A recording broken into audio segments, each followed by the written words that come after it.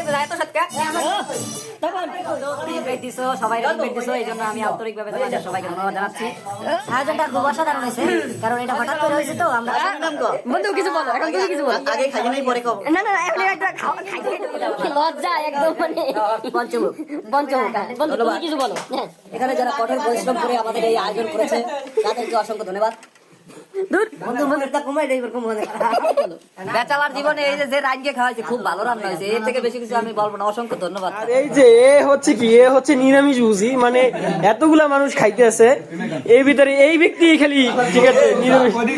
আমাদের যে পাকসি সে যে আসলে কত কষ্ট করছে মানে তাদের না বললি না। এই যে বিশেষ করে আরেকটা কথা সবাই অবগত আছেন এ ব্যাপারে যে এই যে আয়োজনটা হচ্ছে, এই আয়োজনটা হচ্ছে আকাশের বিহু উপলক্ষে, ঠিক আছে।